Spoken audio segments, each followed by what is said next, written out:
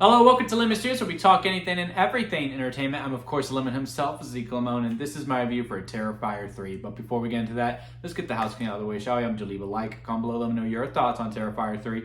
And, of course, hit that subscribe button as it helps me grow into my YouTube career. I will greatly appreciate it. And all that out of the way, let's get into the review, shall we? So, Terrifier as a whole, overall, I mean, it is for a specific type of audience. And I'm just really glad that we have Art the Clown. I really do think that Art is now one of those iconic horror characters within the slasher genre that, within Michael, within Jason, every decade, well, for the most part, every decade, there's always those characters that we are going to know forever. In the 70s, it was Leatherface and Michael Myers, right? In the 80s, we had Freddy Krueger and Jason. And, Chucky showed up towards the end of it, I believe. And then, in the 90s, there was Ghostface. In the 2000s, we didn't really have anyone. Not even really in the 2010s. Art made his first appearance in 2016, but, we didn't really have anyone in the 2000s and the 2010s. I know we had Jigsaw, but Jigsaw is not really a slasher killer, it's a whole different type of thing. While Art is very much kind of Jigsaw and Michael Myers combined into one. I mean, he lives up to his name. His kills are very artistic, and they make it very known in the beginning of this franchise, and between both 1, 2, and 3, is that it's kind of mean. It is very, very mean. It's unapologetic for what the things do. I mean, how the opening of this movie alone lets you know, okay, get out now, because we show no remorse to anyone. With these types of movies, Art the Clown does not have a code whatsoever. There is no line that he will cross, and they make that very, very clear in the beginning of this movie. And I respect it for it. And it's honestly amazing that these movies get made, especially with how visceral and gory that they go. And, it's also really cool how, really the second movie is the first movie, and the first movie is like a prologue. Because we now have our final girl. We have Sienna, played by Laura Rivera, who does a fantastic job in this movie as she did in the second one. And, the constant bits is that, look, you're going to see this movie to see Art the Clown, right? And you're ready to see Art the Clown be artistic with his kills. And honestly, as long as you nail that, you can literally get by with everything else.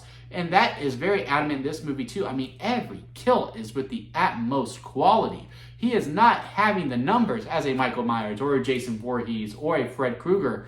But boy, does he probably have the most quality out of all of them. I mean, there's probably some boring kills with Jason and Michael. Art, you're going to remember one way or the other. And especially within every movie, there's always that one kill that's just like, wow, that's going to stick with me for a long time because it's so terrifying. Now, the only criticism that I have with these movies, and it's literally the only criticism that I got, but it's really minor. It's the same as the second one. I just don't think these movies need to be over 2 hours long. This one is significantly shorter. The second one is 2 hours and 20 minutes. I still think the second movie out of all three is the best movie overall because you really don't start to feel the runtime until you get to the third act. And this one, however, again, much better with the editing. They got rid of a lot of things. It was only 2 hours long. However, I do feel like there was maybe some things that got cut that they should have been put back in. And I do think there are some things in here that should have probably got cut. This probably could have been a 2 hour movie, just need a little bit better tempo. Because it starts with such a high, right? Like, you're just like, okay, we're back. Yep, this is what we signed up for. And then it slows down a little bit. And the momentum really, really slows down. And then it revs back up. And then it really slows down. And, I like Sienna as a final girl. I like the actress, Laura Rivera. I think she is a fantastic performer. It's just, I think they added a lot to the storyline that just needed... let me try again. I just think they added to more of this storyline that I just don't think that need to be added. She is dealing, with like survivor's guilt. She's like seeing homages of people who got killed in the previous film that are really haunting her, and she feels guilty for surviving. And she has been in and out of psychiatric care, and she was moving in with her uncle and her aunt. And there is a little girl that also lives there. they could have changed the family dynamic up a little bit, because they also add in that, some characters that we meet that are brand new. Then they're like, look, this is the most important person to Sienna. And I'm just like, I just don't fully buy that. And there are also some people within this movie who, we are really latched onto, okay? And, art's going to art, right? He's going to get some people. And again, they make it very clear in this movie. They spare no expense. Anyone's free range in this movie. There is stakes to the utmost T. And again, it's kind of mean. And that there's important characters that we love and we are attached to within this film who don't get an art scene and who get arted. And I'm just saying, I wanted to see the art, and it just doesn't sit right with me that this one character. Now look, we're gonna get more of these. This movie is going to overperform like crazy. I mean, my theater was actually ram-packed. It was borderline almost a concert level with how, when the credits started, people were cheering. It was borderline almost like the opening of Scream 2. Like in that movie theater, everyone was going freaking nuts. I haven't been in a environment like that since probably Endgame, in all honesty, or maybe No Way Home.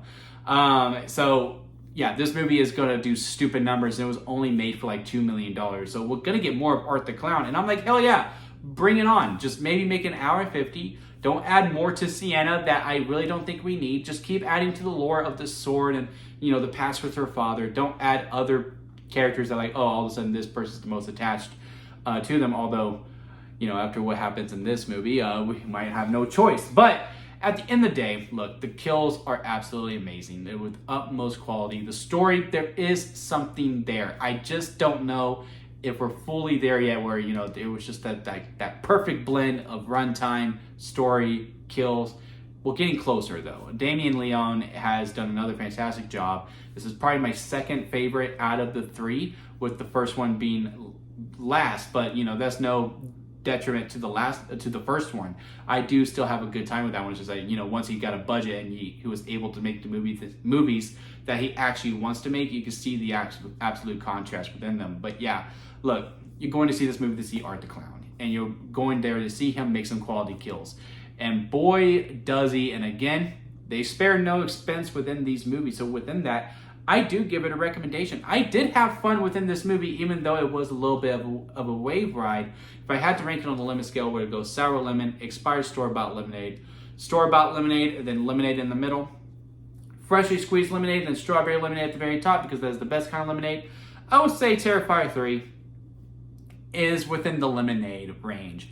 Like I said, I just don't think these movies need to be 2 hours long. I think, an hour 50 is fine. I think, honestly, there's only about 10 minutes of cutness that I think that could have happened where, we had like a good, very tight movie.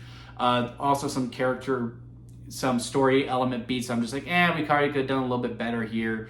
Maybe change this up, and instead of this character, replace this character here. And again, there were just some scenes that I do feel like they got cut, because I cannot imagine that this one character that just doesn't sit right with me, that we do not get the scene of them getting arted, that's not in the movie, that they did not at least shoot it. So maybe when the DVD or Blu-ray or 4K comes out, we do get to see that deleted scene, and I do hope we do. But yeah, overall it's a lemonade. I had a good time with it. It's going to be a great time to watch during the Christmas time. It's definitely not a Christmas movie, but very much the Christmas aesthetic. And, honestly, bring it on. Let's do Terrifier 4. It takes place around Valentine's Day. The first two took place around Halloween. Let's just do every Terrifier moving forward. He takes on a different holiday. Terrifier 4 is Valentine's Day, or hell, St. Patrick's Day. That could be fun, right? Or New Year's. I think New Year's is the next one. And Thanksgiving. Every Terrifier movie now, he just comes out of a new holiday, and he's just terrifying Sienna at any which turn. But yeah, leave a comment below. Let me know your thoughts on Terrifier 3, and as the franchise as a whole. I really do have a special place in it. It's just nice to live in this time where we are seeing an icon get to the likes of Michael and Jason within the slasher subgenre. I know we had Jigsaw, but again, Jigsaw is not necessarily a slasher. But yeah, leave a like if you made it this far. I do greatly appreciate it. And again, hit that subscribe button for more content heading your way here pretty soon. Until next time, guys, I'll see you here at Lemon Studios.